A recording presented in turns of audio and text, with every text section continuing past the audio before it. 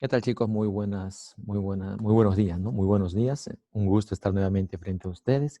Vamos a continuar desarrollando los temas de historia universal que estamos viendo hasta el momento. Por ejemplo, nosotros estamos desarrollando lo que es la edad contemporánea, la última de las cuatro edades de la historia universal, según la división realizada eh, por un alemán, realizada por el alemán Christopher Keller, quien dividió la historia universal en edad antigua, media, moderna. Pues siguiendo esa división, la edad contemporánea es la cuarta y última edad de la historia universal, que es la que estamos tratando. Es la edad en la cual se ven las guerras mundiales. La edad contemporánea se inicia en 1789 con el inicio de la Revolución Francesa y se extiende hasta hoy en día, es decir, hasta el año 2020, hasta el año del COVID, ¿no? Y continuamos todavía en plena edad contemporánea. Pues resulta que a inicios del siglo XX, es decir, 1914, fíjate aquí en la pantalla, 1914 a 1919 se llevó a cabo lo que conocemos con el nombre de la Primera Guerra Mundial, aunque hay que tomar en cuenta que en la época no se le llamaba la Primera Guerra Mundial, sino que para los años 1903, 1920, 22, 1925, 1930, a este acontecimiento se le conoció con el nombre de la Gran Guerra, o si quieres llamarle Guerra de Guerras. Y es obvio por qué ese nombre, ¿no? Porque hasta 1914 la humanidad nunca, nunca, jamás de los jamases, había conocido un enfrentamiento tan desastroso como es esta guerra. Ya se dieron tiempo atrás guerras más prolongadas, la guerra de los 7 años, la guerra de los 30 años, tenemos la guerra de los 100 años, por ejemplo, en la Edad Media, pero todas esas guerras eran muy prolongadas, pero por el tipo de tecnología y armas de su época, es que eran guerras que mataba miles de personas, miles de personas. Wow, profesor, mire, son muchas. Claro, sí tiene razón, son muchas, pero en la Primera Guerra Mundial la tecnología es tan avanzada gracias a la revolución industrial que la cantidad de muertos ya no se sumen miles, se sumen millones. Entonces alucina, pues es otra cosa, otro level, ¿sí o no? Ya es diferente, ya. Aquí estamos hablando de muertos en millones, ¿no? Tontamente, absurdamente, por la ambición, por el querer más poder, ¿no es así? Por el choque comercial, económico, se va a estallar esta gran guerra o guerra de guerras, que si te das cuenta, se va a llevar a cabo durante un poco más de 4 años. Desde 1914 se inicia, para ser exacto, formalmente se inicia un 28 de julio. Mira, nosotros aquí con todos patriotas con nuestra mano en el pecho, ahí somos libres cantando por nuestra independencia, 28 de julio, ¿sí o no? Pues resulta que ese 28 de julio, que para nosotros es fiesta nacional, allá en Europa, el imperio austrohúngaro de la familia de los Habsburgo le estaba declarando la guerra a la pequeña Serbia y con eso se daba inicio a la Primera Guerra Mundial. Una guerra que está finalizando en diciembre de 1918. Profesor, ¿pero por qué dice diciembre? Espérate, pues, Ana, espera. Tranquilo, escucha, mira, escucha, no seas salvaje. Te dije, finaliza en diciembre de 1918 cuando Alemania termina siendo derrotada y por lo tanto ella se rinde. Ojo, para diciembre de 1918 Alemania se está rindiendo. Sin embargo, el tratado de paz, es decir, el tratado por el cual están firmando su rendición algunos países, ese tratado se está firmando para el año siguiente, en 1919. Por eso que acá tú ves que dice 14 al 19. Y quizás en algún libro vas a encontrar que dice, pues yo encontré en mi libro que dice del 14 al 18. Está bien, pues. Es que en el 18 terminan los enfrentamientos bélicos. Para diciembre del 18, Alemania se retira derrotada, la última en rendirse. En otros libros prefieren ponerlo 1919 el final, porque es en ese año donde se firman los tratados de paz. ¿Listo? ¿Entendiste entonces? Otra pregunta. Si hemos dicho que esta Primera Guerra Mundial se le llama la Gran Guerra o Guerra de Guerras,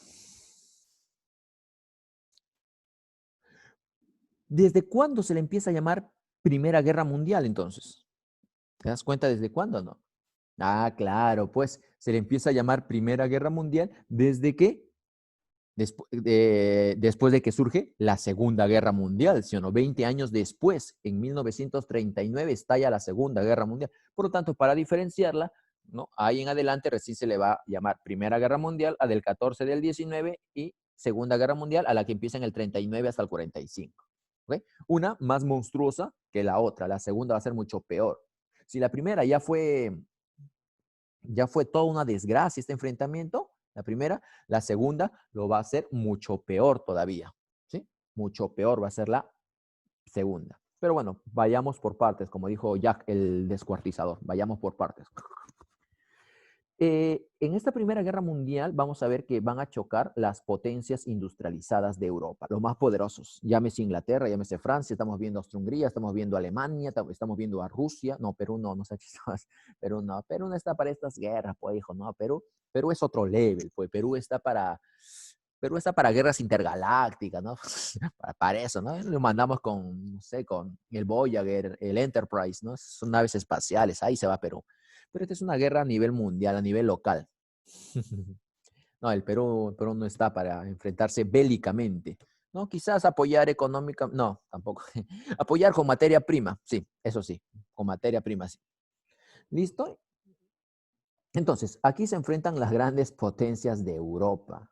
Y la guerra, que solo va a durar 4 años, va a ser tan catastrófico y se va a llevar la vida de más de 10, escúchaselo bien, 10, escucha, se va a llevar la vida de más de 10 millones de personas, eso debido a la tecnología en sus armas. Aparece la metralleta, mejor estilo la metralleta, aparecen las granadas, aparecen los gases asfixiantes. ¿Eh? ¿Ah? ¿Ah? Imagínate, ese tipo de... Aparece la bazooka, aparecen los submarinos. Por eso la aviación se están dando los primeros vuelos, sí. Aparecen los primeros aviones de guerra, pero más que todo son aviones espías. Alguno que otro combate se va a dar, pero son pequeños. ¿Dónde vamos a verlo en gran escala? En la Segunda Guerra Mundial. ¿Okay? Por ahora, la Primera Guerra Mundial, también llamado la Gran Guerra, es del 14, desde que Austria-Hungría le declara la guerra a Serbia, hasta el 19, en que Alemania firma el Tratado de Versalles, su tratado de rendición. ¿Ok? Entonces, eso es lo que estamos diciendo hasta el momento. Bueno, un casco francés usado en la Primera Guerra Mundial, ¿no? Bonito, sirve de adorno, pero de ayuda no mucho porque al final viene un fusil y ¡fum! Traspasa el casco. No. Sigamos. Las trincheras. Mira, las trincheras. Algo que caracterizó a la Primera Guerra Mundial fue la guerra de trincheras. Desde 1915-16 hasta el 17, por 2 años y meses, se tendió en el frente occidental, es decir, en la frontera entre Francia, Bélgica, Alemania principalmente, se tendió una larga línea de trincheras. Esos son trincheras, los que estás viendo en pantalla. Las trincheras son líneas defensivas en la cual tu ejército se cubría frente al enemigo, que se supone también está conformado con sus propias trincheras. Vamos a ver trincheras en los Balcanes, trincheras en la península itálica, trincheras en el frente oriental, pero principalmente la mayor extensión de trincheras la vamos a ver en el frente occidental, entre Francia y Alemania principalmente. Y la vida era así, pues mira, estas trincheras son zanjas, ¿no? Aquí hay mayor protección, quizás, aquí han puesto piedras, maderas. Aquí mira estos orificios donde se meten a descansar. Tienen que estar con sus máscaras antigases, ¿no? O sea, la vida era terrible. La guerra de trincheras, hijo, también se le conoce con el nombre de la guerra psicológica, la guerra sucia o la guerra larga. O sea, ¿por qué guerra larga? Porque el tipo de guerra en estas trincheras va a durar demasiado tiempo. ¿Te das cuenta o no? Dura demasiado tiempo, más de 2 años. Y la cantidad de muertos son miles. Por eso guerra larga, guerra prolongada. Por eso, ¿por qué guerra sucia? Por el tipo de vida que vas a tener en ese lugar. En ese lugar vas a estar horas y horas cuidando frente a otros que están semanas sin bañarse como tú, ¿no? Porque nada de que sales de allá, me voy a dar un duchazo. Ahí no hay ducha, estás en la frontera. ¿No es así? Tienes que, cuando tu general recién diga, después de 4 o 5 meses de estar ahí, diga, ya, regresemos al campamento. ¿No es así? Ahí recién te vas a dar la ducha. En el frente no puedes, no hay, ¿sí o no? Entonces imagínate todo ese olor, ¿no? Alucina. Y peor todavía después de los frijoles, alucina. ¿No? Durmiendo ahí frente a alguien que le ha caído mal el arroz con frijol. una guerra sucia. En ese lugar tú vives, tú cuidas, tú duermes y tú haces tus necesidades. Porque nada de que un ratito, bro, me voy al ñoba. No, ¿qué ñoba? Baño, dirás. No, pues, no. En ese tipo de lugares que hacías tus necesidades y ahí tenías que convivir con otros como tú. O sea, era de lo peor. Profesor, ¿y por qué guerra psicológica se le llama? Por cómo van a terminar las personas, los soldados, después de luchar en las trincheras. Date cuenta, ¿ya? Que estas personas no van a salir normales. Ah, profesor, salen anormales, salen dañados psicológicamente. ¿Ya? Esas personas que van a vivir ahí van a ver demasiada destrucción, demasiada guerra, demasiada sangre. Hoy encontraste a alguien, te hiciste amigo, al día siguiente ya lo estás enterrando. Durante una semana te acompañaron tus colegas, tu grupito con que siempre parabas. A la semana siguiente lo estás viendo, hay una pierna por un lugar, sus tripas por el otro lado. Así, porque es cierto, no es exageración, profesor, no es cochino, no, es cierto. Porque cuando estás en las trincheras y el enemigo lanza la artillería, los cañones, imagínate del otro lado, ¿tú qué haces? Corre y ataca. Y muchos de ellos son impactados no solo por las metralletas, sino por las minas, es decir, explosivos que ponen debajo de la tierra. Imagínate, tú pisas una mina, chao pierna, ¡pum! Vuelas, ¿sí o no? O te cae pues un disparo de la artillería, un cañonazo, ¡pum! Vuelas. Y al rato encuentran tu pierna nada más o encuentran la mitad de tu cuerpo, de tu cintura hacia arriba, por ahí nada más enterrado. O sea, imagínate que tú veas eso. ¿No? Nada de que, profesor, yo siempre lo veo en mis juegos, hay que en mis juegos de, ¿cómo se llaman estos juegos? Ya no sé, hay unos juegos modernos que ustedes paran sobre Imperio, Counter, Vice, no me acuerdo. Juegos de computadora, ¿no? Y que ahí se ven mucha matanza, ¿no? Pero eso, por más que tú veas eso, no se compara en nada a la realidad de estar en una trinchera, porque lo estás viviendo en carne propia. No sabes en qué momento es tu final. No sabes si tú eres el siguiente que va, ¡pum!, en pedazos, ¿no? Y al final te agarran para el caldo, para la gallina, ¿no? Entonces, es muy difícil, ¿no? Esas personas que terminan la guerra, que se salvan de la guerra y regresan a casa, muy pocos regresan bien, muchos regresan con daños psicológicos, muchos van a tener pesadillas en la noche, muchos se vuelven agresivos con la pareja o con los niños, con los hijos, otros se introducen al alcoholismo, a la droga, entonces quedan pues dañados estas personas. Es muy difícil, muy terrible el tipo de vida en una guerra, especialmente en las trincheras, ¿ok? Listo, entonces. Las trincheras es un tipo de enfrentamiento que se va a desarrollar durante la Primera Guerra Mundial, entonces, ¿ok? Que va a durar mucho tiempo y que va a permitir la defensa mutua entre franceses, alemanes, austrohúngaros, belgas, etcétera. ¿Ok? Listo, entonces. Sigamos. ¿Qué más tenemos? Mira, aquí la trinchera, mira, están posando para el recuerdo, ¿no? Pobres hombres, cómo habrán terminado, ¿no? ¿No? Quizás alguno de ellos quedó con vida, quizás todos murieron en la trinchera, quién sabe, ¿no? Quién sabe, su terrible vida. Aquí una imagen, ¿no? Dice, soldados británicos en las trincheras durante la batalla de Somme, 1916. Profesor, si la guerra empezó en el 14 y estamos en el 16, quiere decir que llevan 2 años de guerra. Y resulta que el año 16 es un año clave, ¿ah? Acuérdate esto para el examen. Así, mira, te doy este dato para ti solo, mira. Nadie se va a enterar. El año crucial es el año de 1916. Ese año, la balanza se inclina a favor de uno de los dos bloques. Quienes se están enfrentando en la Primera Guerra Mundial, por si acaso, son la llamada Entente, inicialmente llamado la Triple Entente, y del otro lado, la Triple Alianza, o también llamado las Potencias Centrales. Por la parte de la Entente se encuentra principalmente Francia e Inglaterra. Principalmente. Hay más. Inclusive Estados Unidos ingresa más adelante. Pero inicialmente, quien se está sacando la mugre por este lado es Francia e Inglaterra.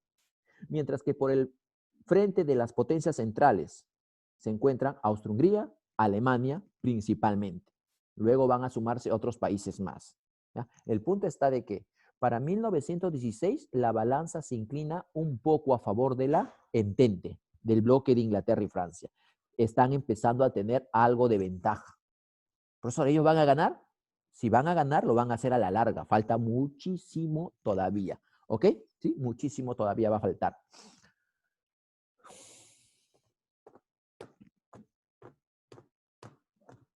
Seguimos. Resulta que, como te dije, en 1916 se llevan las batallas más importantes, pues resulta que en ese año se llevan a cabo 3 enfrentamientos que quiero que los recuerdes bien. Uno de ellos, llamado la Batalla de Verdún, o también conocido como Pesadilla Sangrienta, ese nombre, ¿no? Es un nombre de película de terror, Pesadilla Sangrienta. Y segundo, la Batalla de Somme, la Batalla de Somme. No es, no es conocida como algo, pero sí es considerada la batalla más sangrienta de toda la humanidad. Ojo, hasta antes que empiece la Segunda Guerra Mundial, porque cuando se dé la Segunda Guerra Mundial van a haber batallas más sangrientas. Pero hasta 1939, la batalla más sangrienta de toda la historia del hombre es esta, la batalla de Somme. ¿Sí? Por lo tanto, tenemos batalla de Verdún, que se lleva a cabo en la ciudad del mismo nombre, la ciudad de Verdún en Francia. La batalla de Somme, que se lleva a cabo en territorio alemán, en Somme. Y el otro es el combate de Jutlandia. Ah, profesor, combate, no batalla. Entonces, si es combate, es en el mar. Claro, la marina inglesa se va a batir en el mar contra la flota alemana. ¿Ok? Entonces, son los 3 principales enfrentamientos. Mira, y aquí tenemos los bloques, las llamadas Triple Alianza y Triple Entente. Estos son los que van a iniciar la guerra. Ojo, iniciar, porque cuando ya esté en marcha la guerra, más países se van a sumar. Por un lado, mira, ¿quiénes formaban la llamada Triple Entente? Francia, Gran Bretaña y del otro lado, Rusia. Los 3, nada más, los 3, ¿ok? Los 3. Los 3. Gran Bretaña, Francia y Rusia. Profesor, ¿y por qué Rusia, la flechita está señalando hacia Serbia? Ya, espérate, con calma, espérate, no seas impaciente. Por partes, mira. 1. Antes de la Primera Guerra Mundial se forman las 2 alianzas o bloques militares que van a provocar la Primera Guerra Mundial. La Triple Entente fue formado por Gran Bretaña, Francia y Rusia. Y mientras que la Triple Alianza fue formada por Alemania, Austria-Hungría e Italia. Ah, profesor, por eso se les llama las potencias centrales a ellos, porque están en el centro de Europa. Sí, correcto, por eso se les llama.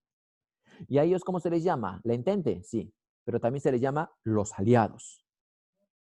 ¿Los aliados, profesor, que ellos no eran la Triple Alianza? Sí, date cuenta y no te confundas. La Triple Entente, es decir, Francia, Gran Bretaña, Rusia. Gran Bretaña es Inglaterra, ¿sí o no? Entonces, ellos son la Triple Entente, ¿sí o no? La Triple Entente también es conocida como los aliados. ¿Quedó claro eso? Se les llama los aliados. Acuérdate, los aliados, los aliados, los aliados, los aliados. ¿eh? Se les llama así. Ahora, Alemania, Austria-Hungría y Rusia forman la llamada Triple Alianza. Así se le llama, Triple Alianza. Y son más conocidos como las potencias centrales. ¿Quedó claro eso?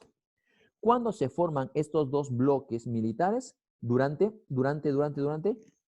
Antes de la Primera Guerra Mundial, durante un tiempo conocido como la paz armada. ¿Ok? Ahí se van a formar cada uno de acuerdo a sus intereses particulares, es que se van a ir conformando esto. Por ejemplo, dato 1. Para estos tiempos, la primera potencia del mundo es Gran Bretaña. Dato 1. Dato 2. El país más joven y al mismo tiempo con un ejército muy moderno, muy sofisticado y que va a dar dura pelea es Alemania. Bravo, bravo los germanos, ¿eh? Bravísimos van a luchar los germanos. Número 3. Si bien todos son culpables de la guerra, ¿no? Nada de que yo me defendí, que él me atacó primero, no, también son culpables casi todos ellos. Hay que tener en cuenta que la principal causante de la guerra va a ser Alemania y su afán expansionista. ¿Sí? Dato 3. Dato 4. El pretexto, el detonante, la gota que derramó el vaso, la chispa que encendió el fuego, es decir, lo que da inicio a la guerra, en otras palabras, si no me estás entendiendo. ¿Ya? Lo que da inicio a la guerra lo encontramos en territorio serbio. ¿Sí? Los serbios. Algo va a pasar con Serbia que van a realizar en este lugar que se llama Sarajevo. Sarajevo está dentro del Imperio Austrohúngaro y algo va a pasar en Sarajevo por culpa de Serbia. ¿Sí? Algo va a pasar. Dato 5. Ojo, dato 5. Gran Bretaña es una monarquía parlamentaria. Existe un rey, pero también existe un primer ministro que gobierna. Francia, por su parte, es una república. Por lo tanto, aquí tenemos a un presidente, a un ministro. No hay un rey, no existe en Francia rey, porque es una república. En cambio, acá sí existe un rey. Rusia es también una especie de monarquía, pero sucede que este tipo de monarquía, el poder viene del mismo gobernante. El poder se lo da él mismo, a él mismo. Eso significa auto. Auto es uno mismo. Por lo tanto, el tipo de gobierno en Rusia es una autocracia. Autocracia. Quien estaba gobernando en ese tiempo en Rusia era un zar. Zar se le llama a los emperadores. El zar Nicolás II Romanov. Romanov. Ese es el nombre de su dinastía. Mientras que en Gran Bretaña estaba Jorge, gobernando. Jorge Hanover está gobernando. Y en Francia, profesor, ¿quién es el rey? No, salvaje, no, ya te dije, acá no hay rey, en Francia no hay rey, porque Francia es una, ¿sí? Francia es una república. Francia es una república. Un ratito, no sé qué ha pasado. Detenemos un ratito. Pausar. Listo, volvemos, como te dije. Por parte de las potencias centrales, Italia es una monarquía, gobierna un rey llamado Víctor Manuel. Austria-Hungría es un imperio, por lo tanto, quien gobierna aquí es un emperador llamado Francisco José I Habsburgo. Francisco José I Habsburgo es el emperador austrohúngaro. Y en Alemania, Alemania es un imperio. Lleva el nombre de Primer Reich alemán, primer imperio alemán. Y quien está gobernando en Alemania es el Kaiser, así se le llaman los emperadores en Alemania, el Kaiser Guillermo II Hohenzollern. Profesor, muchos nombres, no le entiendo. Ah, qué pena, pues vas a hacer tu resumen de esto. ¿Ah? Tú atiende, tú estás en este nivel, tú puedes entender. Mira, en Alemania quien reina es la dinastía de los Hohenzollern. ¿Con quién? Con Guillermo II. En Austria-Hungría, quien reina es la dinastía de los Habsburgo, con el emperador Francisco José I. En Italia, quien reina es la familia de los Saboya, por intermedio del rey Víctor Manuel. ¿Ok? Entonces, Saboya, Habsburgo y Hohenzollern es el nombre de las familias que están en esos respectivos lugares reinando. Un imperio, primer Reich, un imperio, una monarquía, una autocracia, una monarquía parlamentaria, una república. Profesor, una vez, sigo con la curiosidad. La curiosidad me está matando. Profesor, ¿por qué acá Rusia una flechita señala hacia Serbia? Y ahora sí te voy a decir, ¿eh? Para que no sigas con ese interrogante, te voy a decir. Mira la flechita, mira el dedito. ¿Eh? Esto que estoy señalando en este momento se llama el mar Mediterráneo.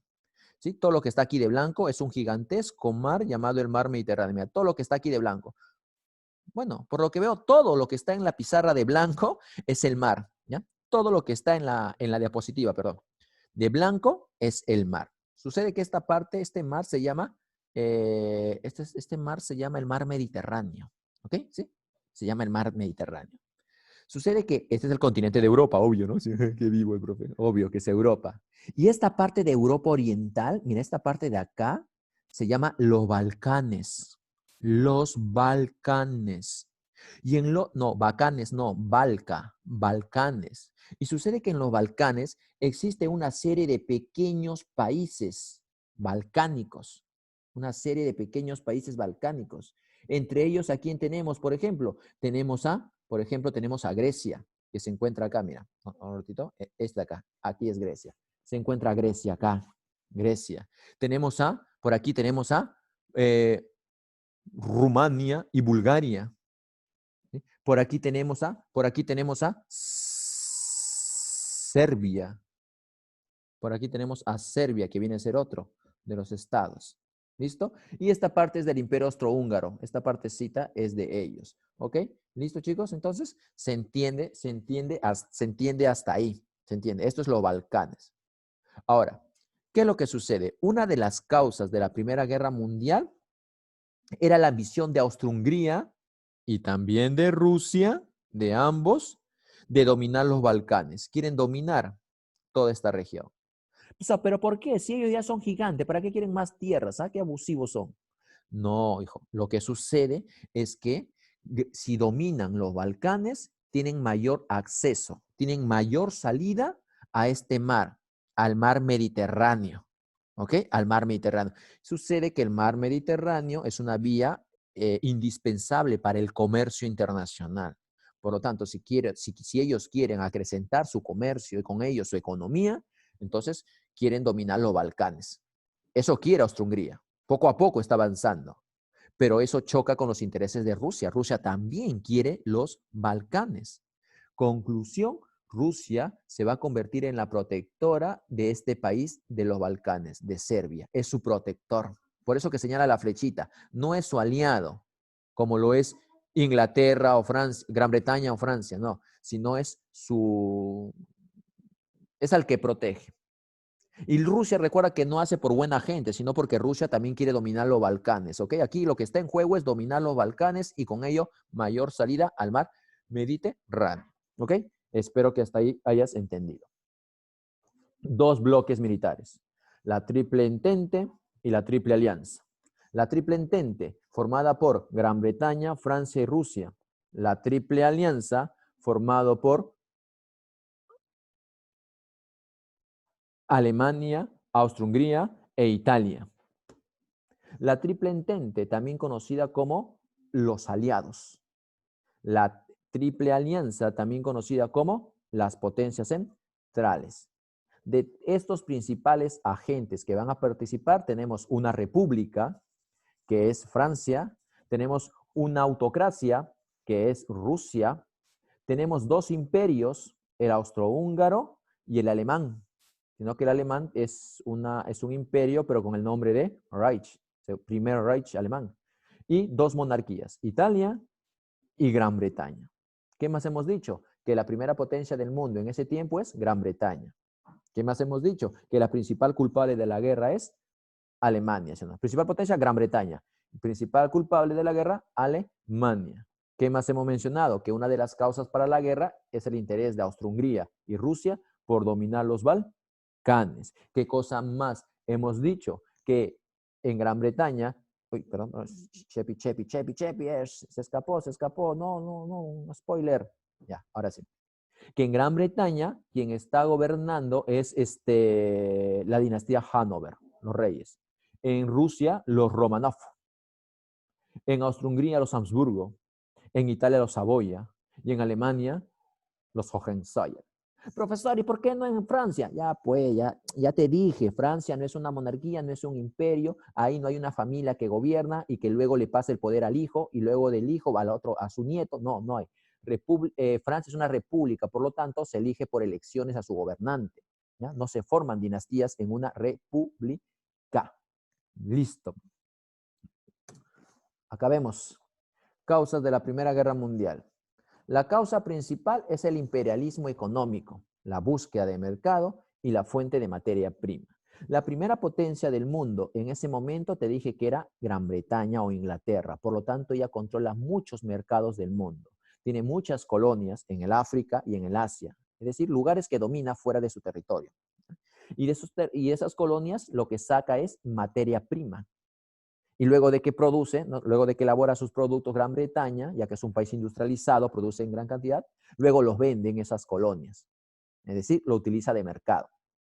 Al crecer la tecnología, mejorar la industria, cada vez ellos producen más y por lo tanto necesitan buscar más materia prima, necesitan buscar más a quién.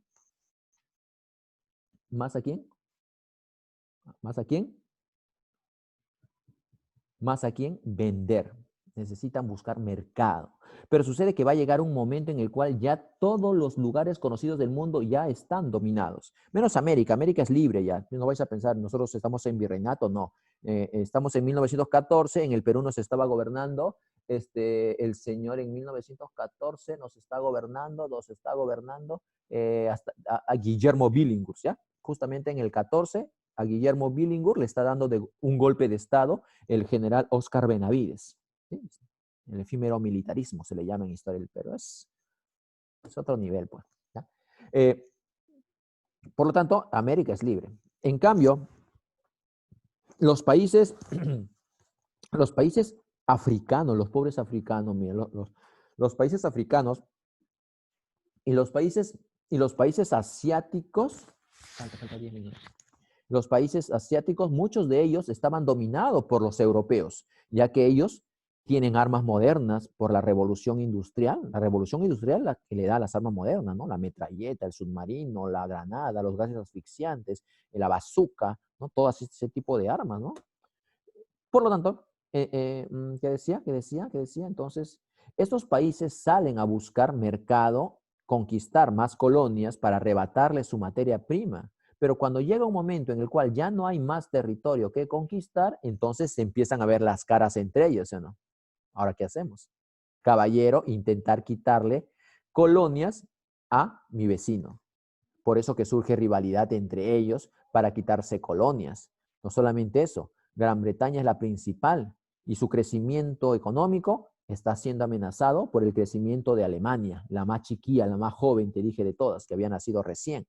Está siendo amenazado. Hay problemas entre Francia y Alemania en la frontera. Aquí dice, mira, hay dos territorios en la frontera, Alsacia y Lorena. Y sucede que Alsacia y Lorena le pertenecía a Alemania. Y Francia se lo quitó durante el siglo XVII, por 1600.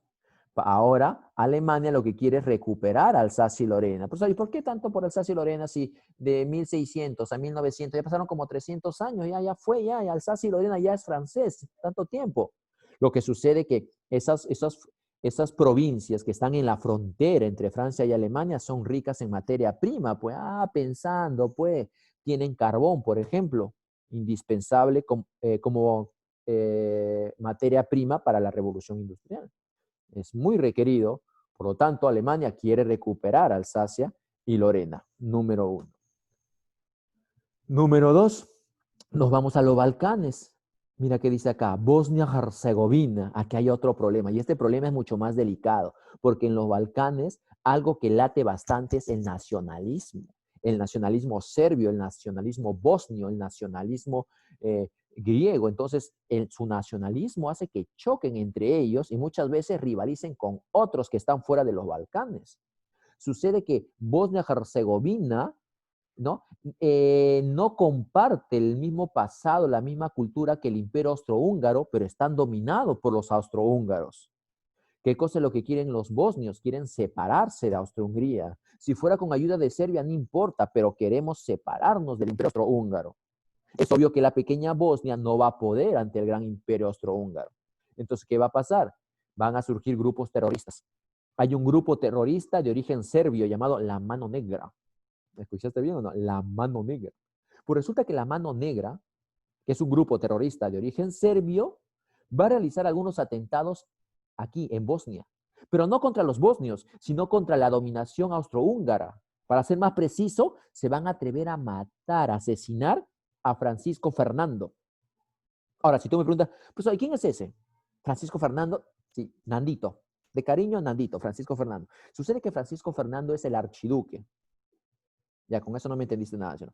Se le dice el archiduque, es decir, es el príncipe heredero a la corona austrohúngara. Pues, el Auqui, sí, algo parecido al heredero inca, ¿no? El Auqui.